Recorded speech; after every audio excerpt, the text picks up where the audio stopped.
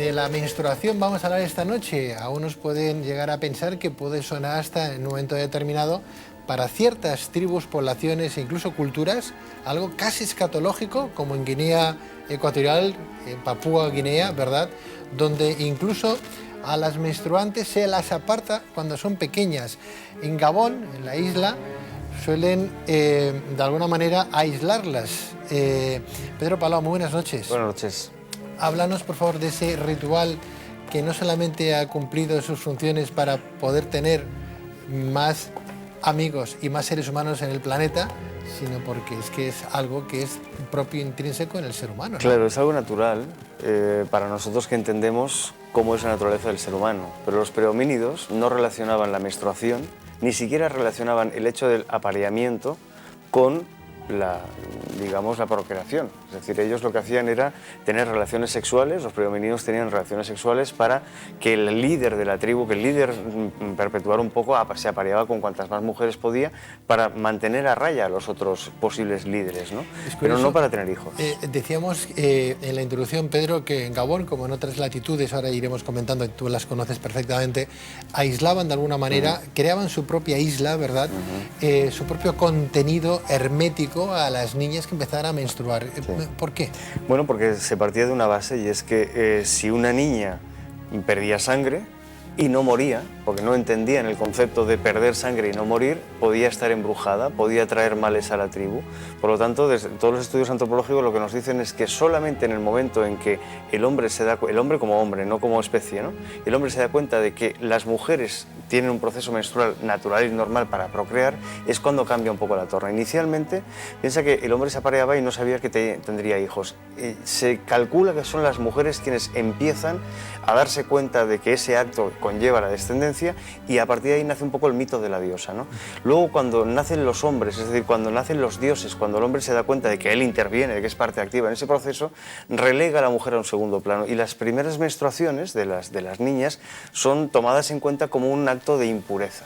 Por tanto, se aísla a las mujeres.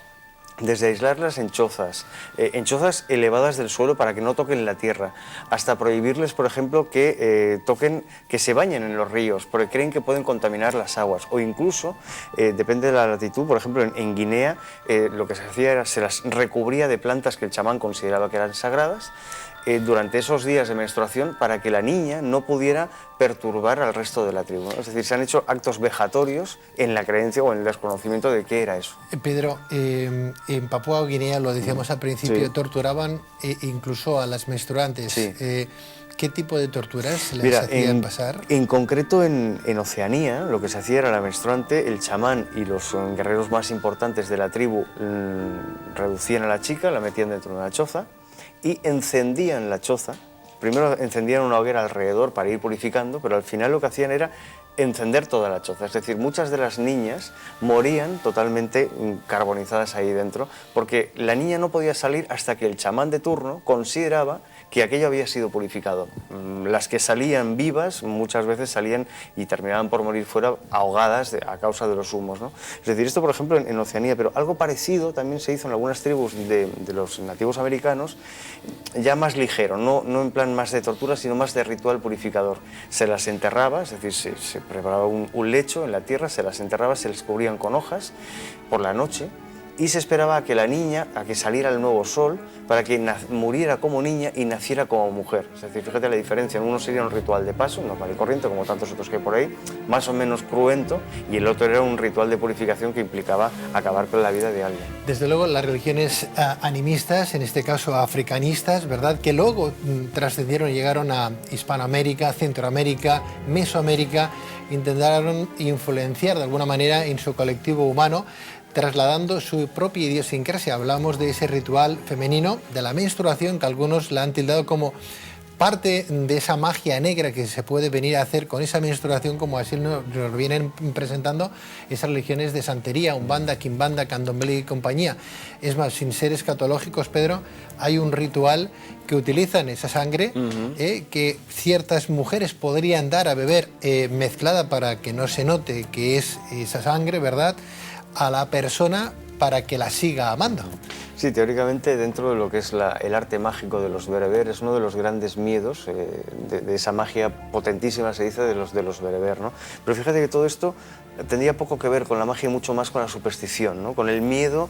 O sea, claro, ¿cómo es posible que una mujer transforme su cuerpo? Hablamos al principio, ¿no? ¿Cómo es posible que una mujer transforme su cuerpo y de ese cuerpo salga vida, ¿no? Claro, eso era un acto muy mágico para ellos. Luego ya pasamos a las derivaciones estas extrañas mágicas, ¿no? Por ejemplo, el tabú de la sangre, ¿no? En Ghana estaba prohibido que alguien pisara la sangre de una menstruante, porque se decía que esa pisada podía llevar la maldad a toda la aldea, podía perjudicar en la caza, en la pesca, en la agricultura incluso, ¿no? O sea, a partir de esas tradiciones donde los dioses, o sea, sustituyen a las diosas, pues recordemos que primero fue la diosa madre y luego vinieron los dioses masculinos, es cuando se empieza a martirizar a las mujeres. Tú ahora comentabas otras actitudes, por ejemplo en Borneo.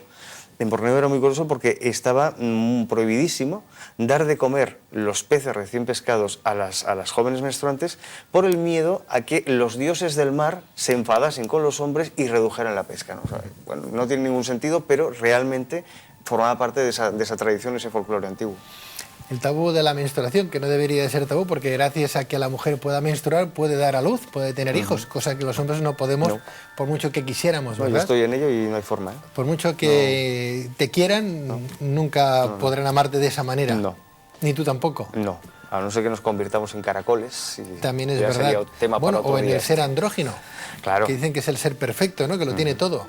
Sí, pero el como problema los es caracoles. cómo gestar ahí esa vida, ¿no? Y la capacidad de gestación, que realmente es algo que, queramos o no, es solo patrimonio de las mujeres y no de la humanidad en este caso. Pedro Palapones, compañero, gracias. A vosotros, buenas noches. Buenas noches.